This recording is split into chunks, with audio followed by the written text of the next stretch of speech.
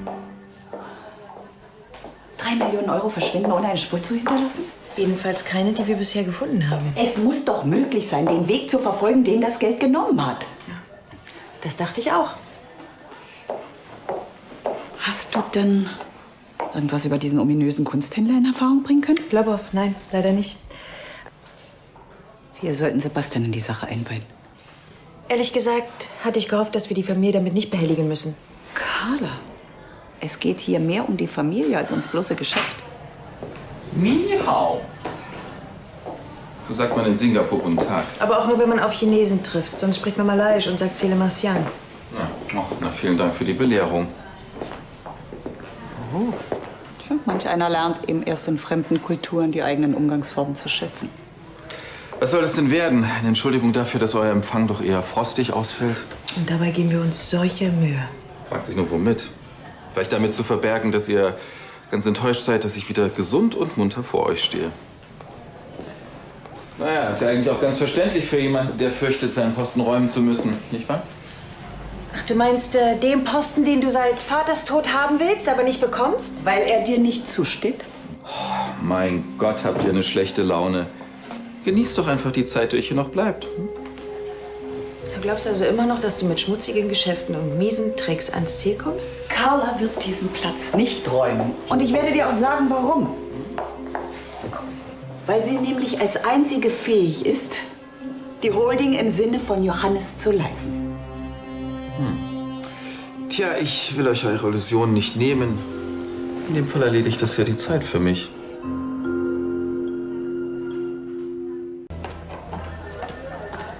Sebastian, kommst du bitte in mein Büro? Den Termin mit Herrn Brelo bitte stornieren. Und Elisabeth?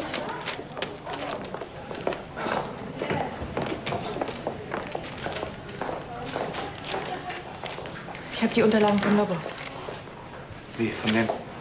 Ich kenne jemanden, der uns diskret unterstützt. Glaubst du, dass Diskretion das richtige Mittel ist, wenn es um 3 Millionen Euro geht? Wir sprechen hier von Veruntreibung von Firmenkapital. Wenn so viel Geld einfach so vom Firmenkonto abgezweigt werden kann, dann muss es eine Lücke im Sicherheitssystem geben. Du meinst damit, wir sollten die Polizei einschalten? Ansgar will mich fertig machen. Dazu muss er mir was anhängen, was der Familie schadet. Und dazu braucht er die Öffentlichkeit. Da hast du recht. Solange wir nicht wissen, wie die Dinge konkret zusammenhängen. Brauchen wir noch nicht die Polizei einschalten.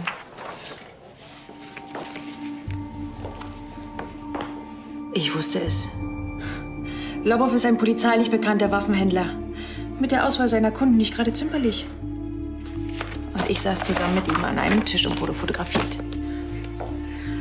Sie wollen dir tatsächlich einen Waffendeal anhängen. Das ist unfassbar. Und die Fotos habt ihr vernichtet? Ja, damit können Sie nichts mehr anfangen. Tanja war sich zwar schon siegessicher, aber wurde dann für einen Moment unaufmerksam. Aber wenn Gelder aus der Lahnstein Holding in irgendeinem Waffendeal fließen, dann wird es mit Sicherheit an dir hängen bleiben. Wir müssen unbedingt herausfinden, welchen Weg die 3 Millionen genommen haben. Und zwar schnell.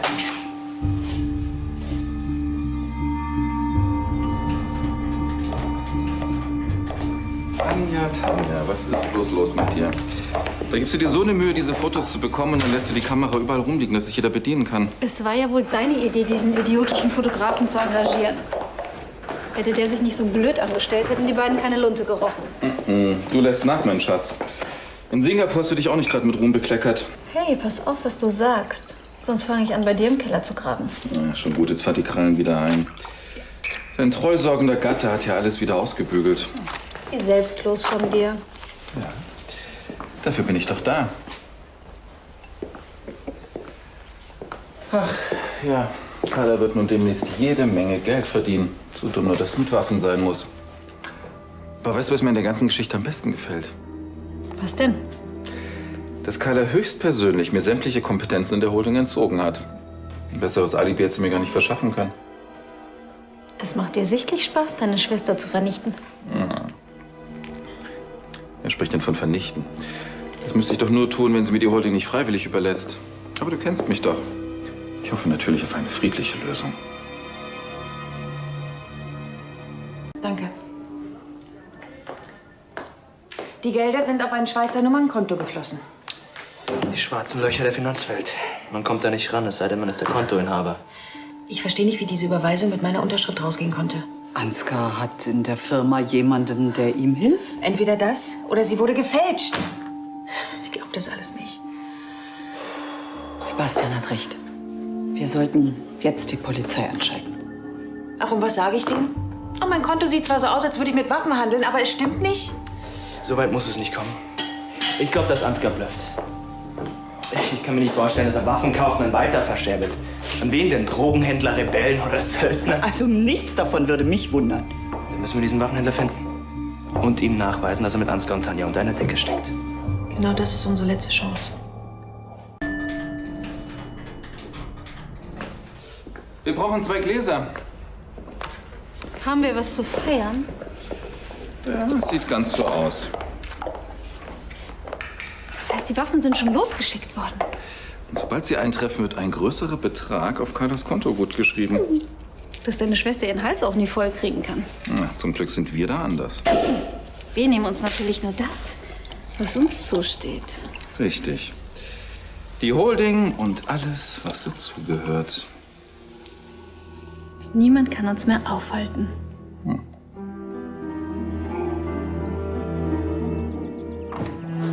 Ich werde Ansgar stoppen. Und wie? Wir haben Lobov ausfindig gemacht, also werde ich mich mit ihm treffen.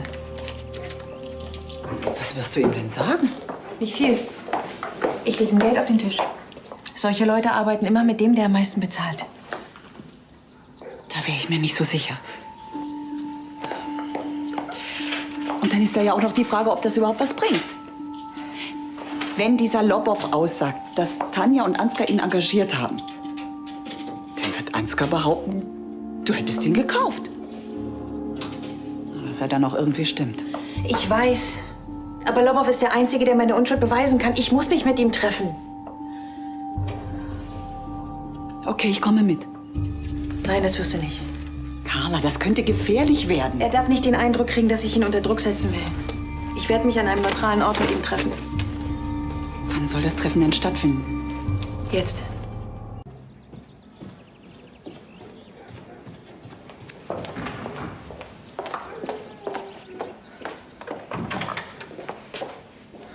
Carla, um Gottes Willen, ich habe dich schon für die neue Putzfrau gehalten. Schickes Outfit. Wahnsinnig witzig, Ansgar. Ich wollte dir natürlich nicht zu nahe treten, Carla, wenn man das jetzt so trägt in der Lesbenszene. Halt den Mund. Ich wollte doch nur ein bisschen Anteil am Leben meiner Schwester nehmen. Ach, übrigens, Carla. Ich soll dich von Lobov grüßen. Ihm ist leider ein anderer Termin dazwischen gekommen. Du kannst mit deinem Theater aufhören. Ich weiß, was du vorhast. Was denn? Du kennst all meine bösen Pläne? Du willst mir einen Waffenhandel unterschieben. Naja, das mit den Fotos für die Presse hast du ja leider verhindert, aber es geht auch so. Ach, übrigens, Schwesterchen, der Waffendeal ist längst über die Bühne. Egal, was du jetzt noch dagegen unternimmst, es wird dir nichts nützen. Die Geschichte bleibt an dir kleben wie ein Taubenschiss. Ach ja, Aber ich will mal großzügig sein. Ich mache dir ein Angebot. ich bin ganz Ohr. Du überschreibst mir die Holding.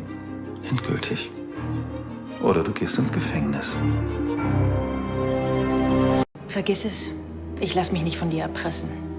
Was denn? Du willst, dass Klein Sophia ohne ihre Mutter aufwächst? Nur weil du zu stur bist, einem vernünftigen Deal zuzustimmen?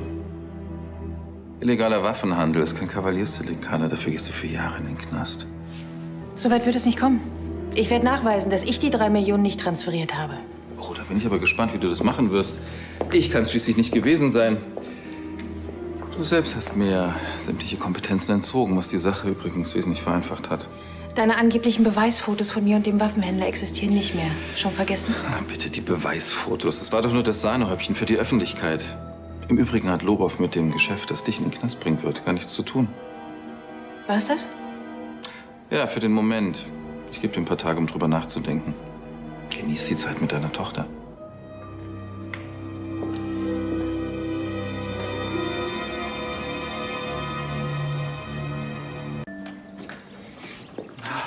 Lammkrone an Trüffelpüree. Das ist eigentlich doch mal eine fürstliche Henkersmahlzeit. Du solltest dich ranhalten, Schwesterchen. Spar dir deinen Sarkasmus. Aber nicht doch, Schwesterchen. Mir ist nur zu Ohren gekommen, dass das Essen im Gefängnis doch sehr zu wünschen übrig lassen soll. Ich denke doch nur an dein persönliches Wohlbefinden. Sie fühlen sich nicht wohl? Nein, nein, mir geht es ausgezeichnet. Ganz besonders, weil wir heute so angenehme Gesellschaft haben. Ja, nehmen Sie doch bitte Platz.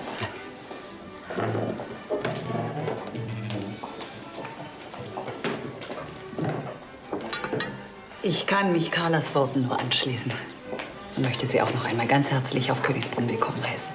Ich habe zu danken, liebe Gräfin, für Ihre Gastfreundschaft, von der mir Luise im Übrigen immer wieder vorschwärmt. Und selbstverständlich von der Arbeit Ihrer Restauratoren. Bitte? Entschuldigung. An unserem Gemälde. Ja. Fühlst du dich doch nicht wohl, Carla? Es ist alles in Ordnung. Ich bin nur ein bisschen müde. Du mutest ihm einfach zu viel zu, Carla. Das Auktionshaus, die Leitung der Holding. Denk doch mal darüber nach, etwas kürzer zu treten. Auf meine Unterstützung kannst du immer rechnen. Danke, Ansgar. Aber ich komme ganz gut allein klar. Ja, dann wünsche ich guten Appetit.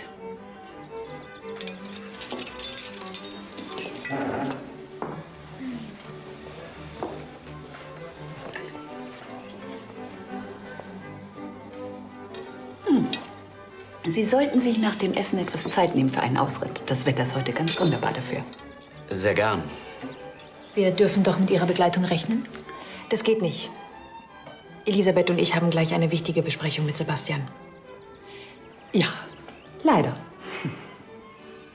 Ich habe im Wald einen wunderbaren Reitweg entdeckt. Führt Aber einen was Hügel hinauf verpasst? mit einer exzellenten Aussicht über das Anwesen. Ihr hättet seine Grenzen sehen sollen. Er wusste ganz genau, dass ich seiner miesen Erpressung nichts entgegenzusetzen habe. Das sieht ihm ähnlich. Du darfst auf keinen Fall darauf eingehen. Wenn Ansgar Herr auf Königsbrunn wird, ich darf gar nicht daran denken. Wahrscheinlich wird er uns erstmal vor die Tür setzen. Das wäre erst der Anfang. Und dann die Holding? Ansgar hätte keinerlei Skrupel, seine Macht rücksichtslos einzusetzen. Alles, wofür Johannes jahrelang gearbeitet hat, das würde er in kürzester Zeit zerstören. Deinem Vater würde es das Herz brechen. Wenn er dafür... Oh, entschuldigt. Störe ich? Ich wollte nur ein paar Bücher zurückbringen. Nein, wir haben gerade was Geschäftliches zu besprechen. Oh, was Geschäftliches also. Tja, dann. Ich muss irgendwie versuchen, diesen Lobov doch noch zu treffen. Glaubst du wirklich, dass du ihn dazu bewegen kannst, für dich aus zu sein? Offensichtlich hat Ansgar ihn gut im Griff. Aber nur weil Ansgar sagt, dass Lobov nicht mit mir zusammenarbeiten will, muss das noch lange nicht heißen, dass es stimmt. Was ist denn mit Ansgars Behauptung, dass dieser Lobov dir überhaupt nicht helfen kann? Er muss einfach. Das ist meine letzte Chance. Ja, durchaus. Ja, meine Schwester war etwas überrascht. Hören Sie, Lobov, ich verlasse mich auf Sie. Ja. Ja, gute Reise.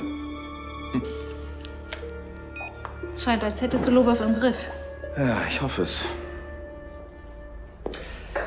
Damit Carla sich nicht noch weiter an ihn ranschmeißt, habe ich ihm geraten, erstmal Urlaub zu machen. Weit weg von Deutschland. Ich bin wirklich gespannt, ob Carla auf deine Forderung eingeht. Na, was denn sonst? Was ist, wenn sie lieber in den Knast geht? Ich meine, das ist natürlich auch eine nette Vorstellung. Gräfin hinter Gittern. Ich bitte dich, Tanja. Was habe ich denn davon, wenn Carla sich die Dusche mit irgendwelchen Kampflesben teilt? Dann hat sie vielleicht noch Spaß dabei. Nein, nein, ich will ihre Anteile. Sonst nichts. Entspann dich. Du wirst ihre Anteile bekommen und damit die Macht über die Holding und das Schloss. Ja, ich denke, du hast recht. Welche liebende Mutter lässt schon ihre kleine Tochter im Stich? Arme Carla. Na, alles klar? Was stimmt doch mit dir nicht? Nein, ich bin nur ein bisschen müde. Mach dir keine Sorgen. Wirklich? Ja, wirklich.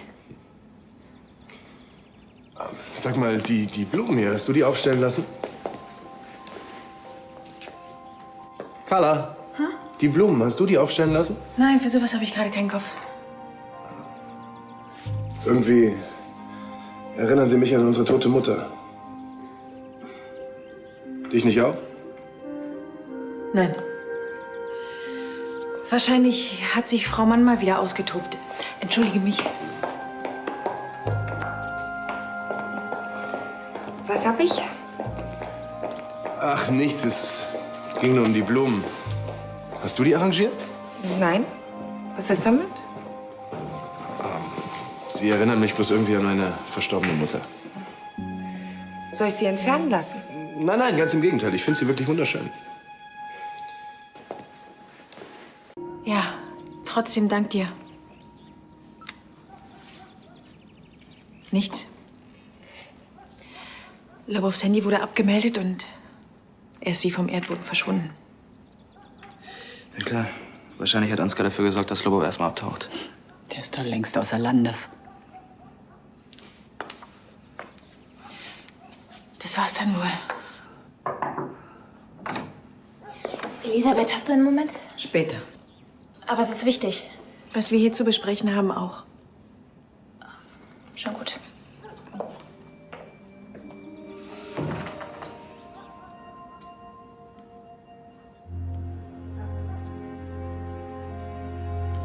Du solltest es der Familie sagen. Ja, und das werde ich wohl. Bevor sie es aus der Zeitung erfahren. Viel Zeit habe ich ja nicht mehr. Es spricht alles gegen mich. Ich habe keine Ahnung, wie ich meine Unschuld beweisen soll.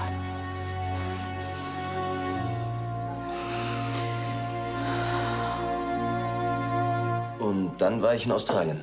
Eines der abgefahrensten Länder der Erde. Das kann ich Ihnen sagen. Wer hat eigentlich das Blumenarrangement veranlasst? Irgendwer muss es doch gewesen sein. Das war ich. Ich liebe diese Blume über alles und dachte, dass ich damit der gräflichen Familie auch eine Freude mache. Ich wollte nicht ihre Kompetenzen in Frage stellen. Nicht so schlimm. Im Übrigen hatten Sie recht. Leonhard von Lahnstein hat sich über die Blumen gefreut. Sie erinnern ihn an seine verstorbene Mutter.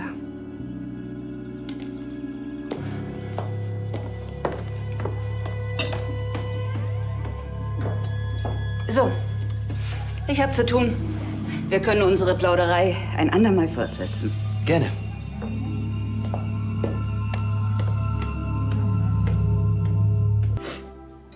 Ich lasse dich nicht im Stich. Uns wird niemand trennen. Auch wenn ich keine Ahnung habe, wie ich mit Ansgars Erpressung umgehen soll. Wo hast du es denn zuletzt benutzt? Ich weiß nicht. Hey. Mama. Sag mal, hast du zufällig Sarahs Handy gesehen? Nein, tut mir leid. Ist alles in Ordnung? Ja, ich bin nur ein bisschen müde. Vielleicht mutest du dir in letzter Zeit ein bisschen viel zu. Leonhard, jeder hat mal einen schlechten Tag. Ich hab's. Naja. Du solltest heute vielleicht ein bisschen früher schlafen gehen. Dann sieht die Welt morgen schon wieder ganz anders aus.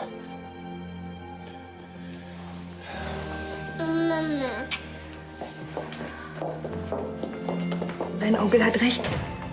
Wir beide gehen jetzt schlafen. Es wird alles gut.